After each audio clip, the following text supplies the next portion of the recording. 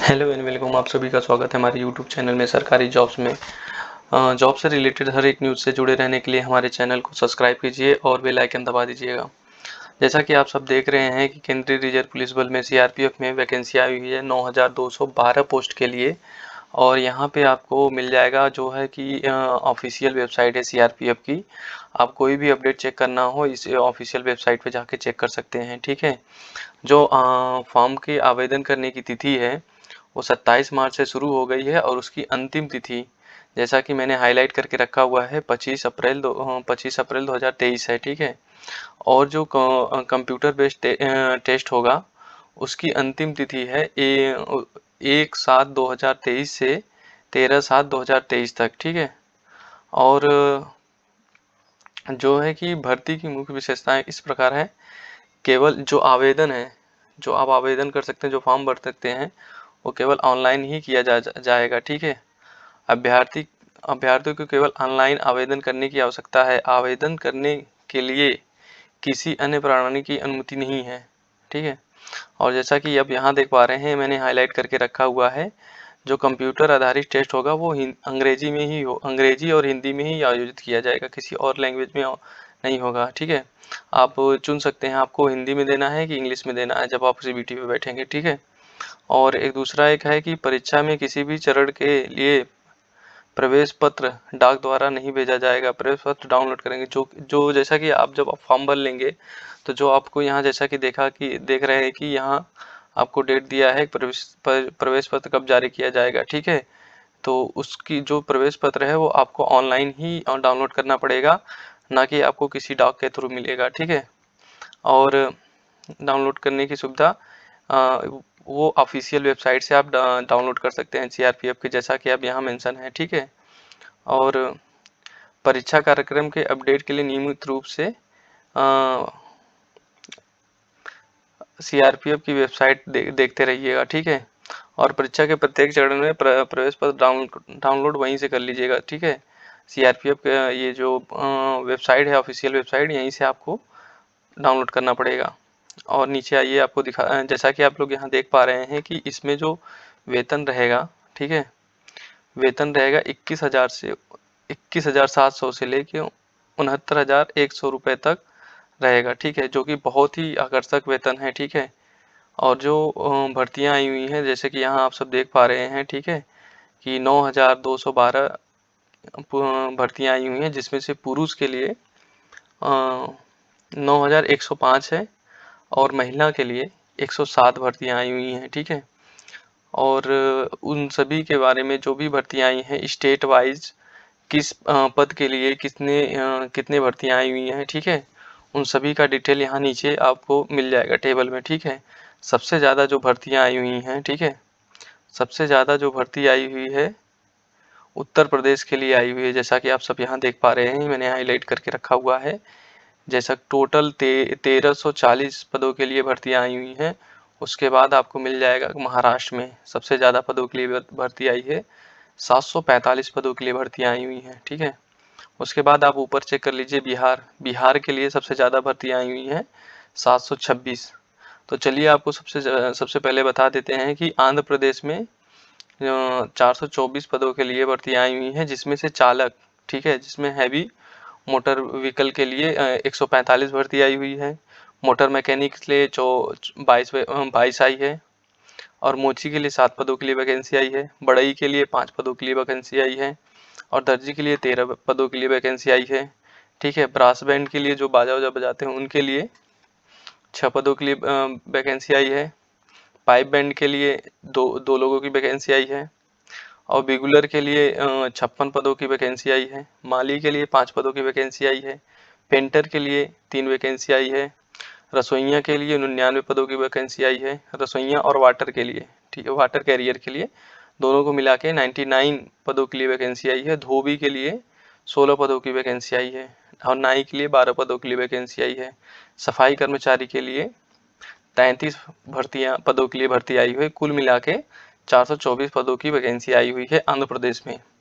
और बिहार में आपको बता देते हैं कि टोटल 177 हैवी व्हीकल चालक चाहिए, ठीक है।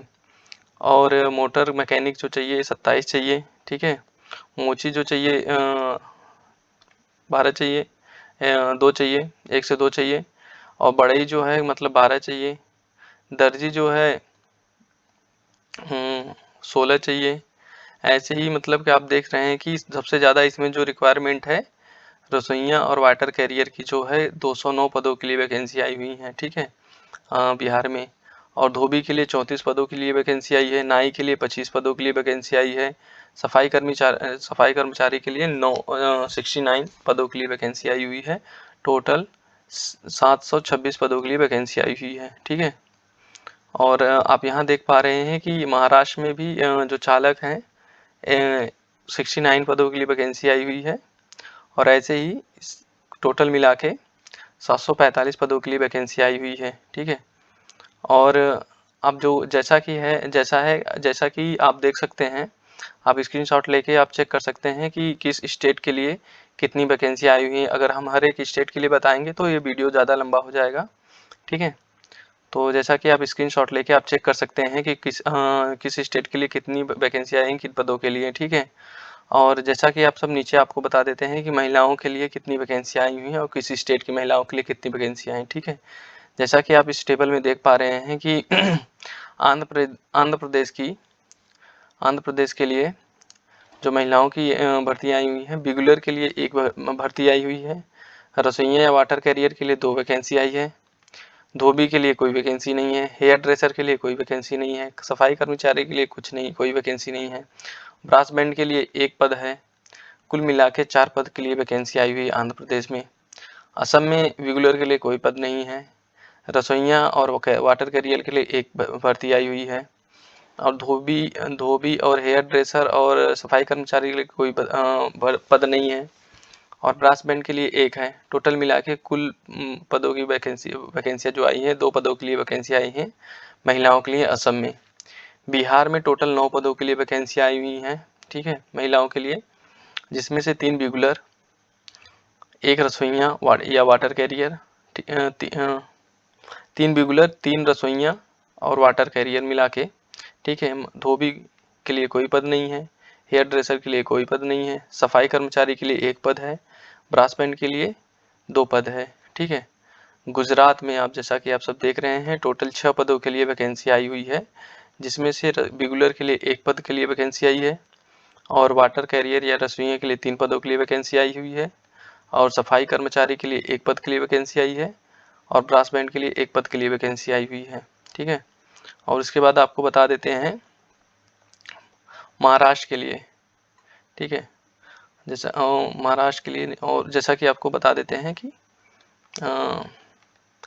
उड़ीसा पंजाब के लिए टोटल 3 पदों के पे वैकेंसी आई हुई हैं, जिसमें से एक बिगुलर के लिए है, एक रसोइया या वाटर कैरियर के लिए है, और उसके बाद एक है ब्रास बैंड के लिए, ठीक है। और तमिलनाडु में सबसे ज़्यादा वैकेंसी आई हुई हैं, 14 पोस्ट के लिए वैकेंसी आई हुई है, जिसमें से 3 जो हैं बिगुलर के लिए है, 6 वाटर कैरियर रसोइया या वाटर कैरियर के लिए है, और एक जो है धोबी के लिए है, और 3 जो है सफाई कर्मचारी के लिए है, और एक जो है ब्रास बैंड के लिए है, ठीक है। तमिलनाडु के लिए सबसे ज़्यादा महिला पोस्ट के लिए वैकेंसी आई हुई है। और बाकी नीचे चलते हैं, देखते हैं कि नीचे चल के देखते हैं कि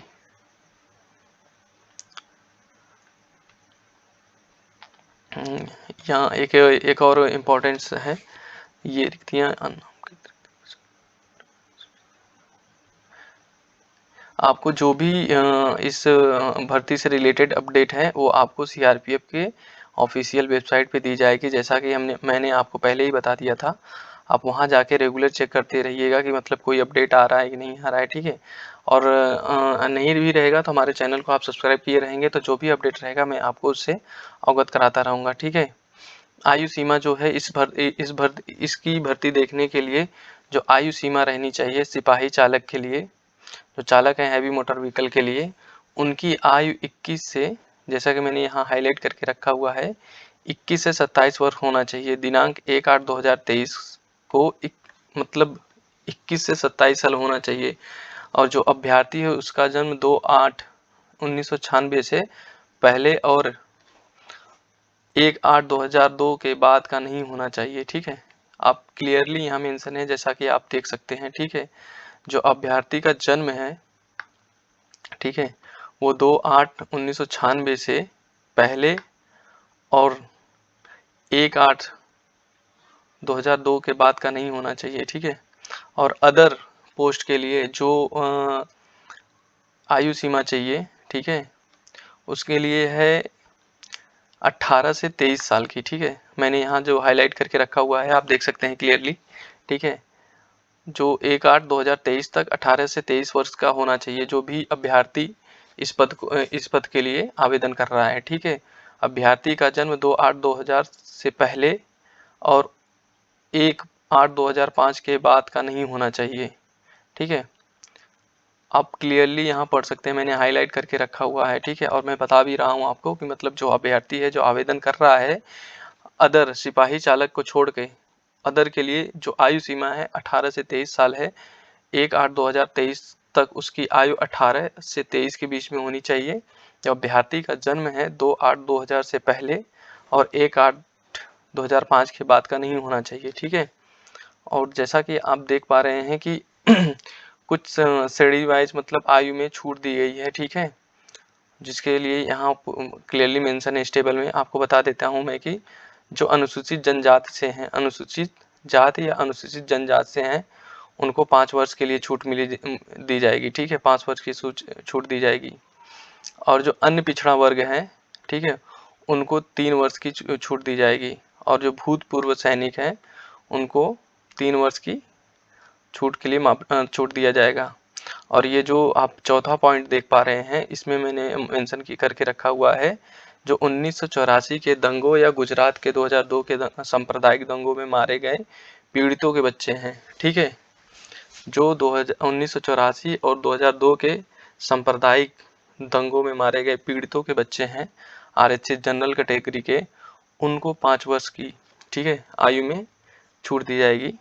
ठीक है, और उसके बाद 1984 और 5वां पॉइंट में सेम वही मेंशन है लेकिन वो ओबीसी के लिए है, उसमें जो छूट दी जाएगी आयु की 8 वर्ष की रहेगी। ठीक है, और 6वां पॉइंट है कि 1984 के दंगों या गुजरात के 2002 के सांप्रदायिक दंगों में मारे गए पीड़ितों के बच्चों की अनुसूचित जाति और अनुसूचित जनजाति के लिए 10 वर्ष की आयु की छूट दी जाएगी। ठीक है, यहाँ पे आप जैसा देख पा रहे हैं। ठीक है, और उसके बाद चलिए आपको बता देते हैं कि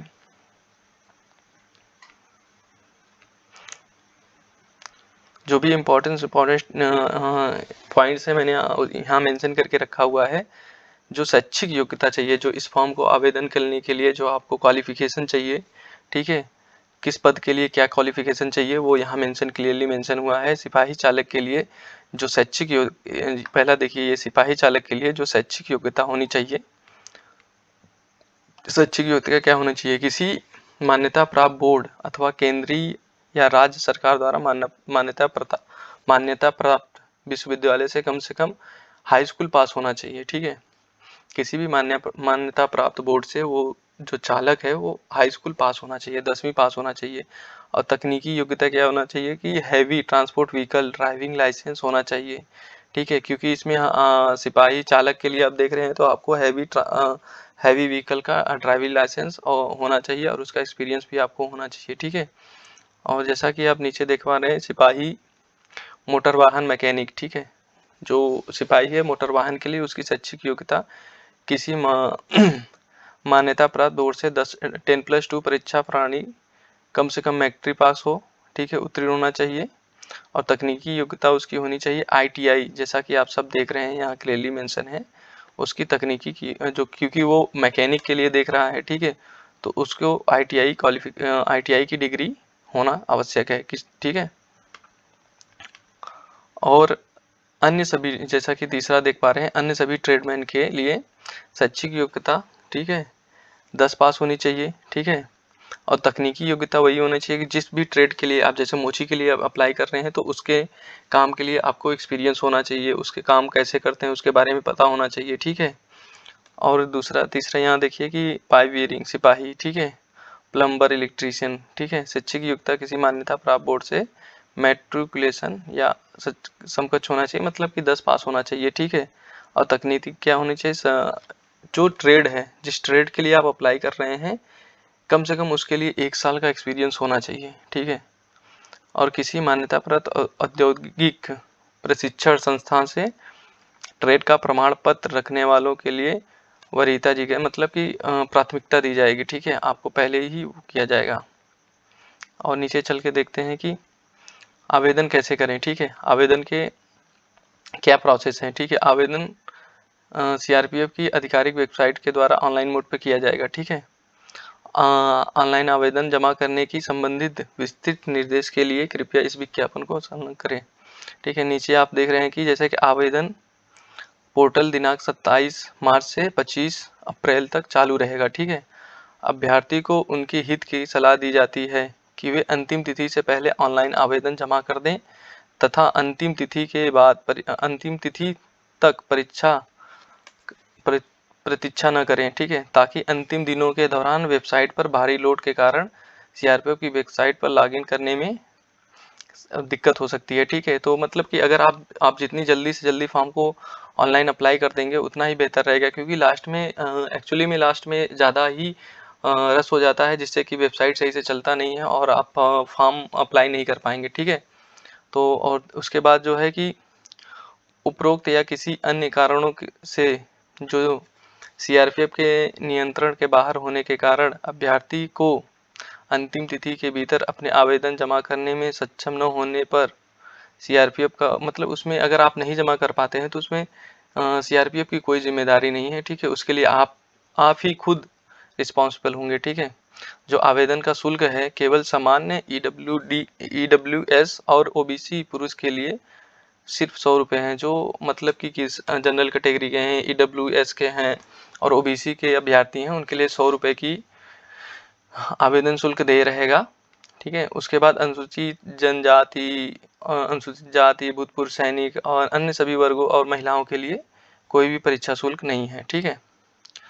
और जो है कि शुल्क का भुगतान मतलब कि आप मल्टीपल तरीके से कर सकते हैं, credit card, master card, e visa, ठीक है। और आप मतलब कि भारतीय स्टेट बैंक के शाखा में जाके वो क्या कहते हैं कि चालान लगा के भुगतान कर सकते हैं, ठीक है। और तीसरा क्या है, निर्धारित शुल्क के बिना प्राप्त आवेदन, मतलब अगर आप जो शुल्क है आपका, अगर आप वो फॉर्म का परीक्षा शुल्क नहीं देते हैं तो आपका फॉर्म स्वीकार नहीं किया जाएगा, ठीक है। और यहाँ है कि जिन अभ्यर्थियों को शुल्क भुगतान छूट नहीं दी गई है उन्हें सुनिश्चित करना होगा। आप में अगर आप अनुसूचित जनजाति और पिछड़े वर्ग में नहीं आते हैं ना, तो आपको परीक्षा शुल्क देना है, उसके लिए आप चेक कर लीजिएगा एक बार, फॉर्म को पूरा भरने के बाद एक बार खुद से ही चेक कर लीजिएगा, ठीक है। और जो मतलब कि परीक्षा की केंद्र हैं वो यहाँ दिए हुए हैं, ठीक है, आपके शहर में कहाँ कहाँ केंद्र रहेंगे, ठीक है। आप इसको स्क्रीनशॉट लेके चेक कर लीजिएगा, ठीक है। आंध्र प्रदेश का जैसा कि आप देख पा रहे हैं, ठीक है। वीडियो का वो पॉज करके आप स्क्रीनशॉट ले लीजिएगा, आप अच्छे से देख पाएंगे, ठीक है। हर एक को बताएंगे तो वीडियो बहुत ही लंबा होता जा रहा है, ठीक है, जैसा कि आप सब देख पा रहे हैं, ठीक है। जम्मू कश्मीर, झारखंड के लिए, झारखंड में कहाँ कहाँ है, धनबाद हो गया, हाजीबाग हो गया, ठीक है। तो आप इसका एक वो लेके स्क्रीनशॉट आप चेक कर लीजिएगा, ठीक है।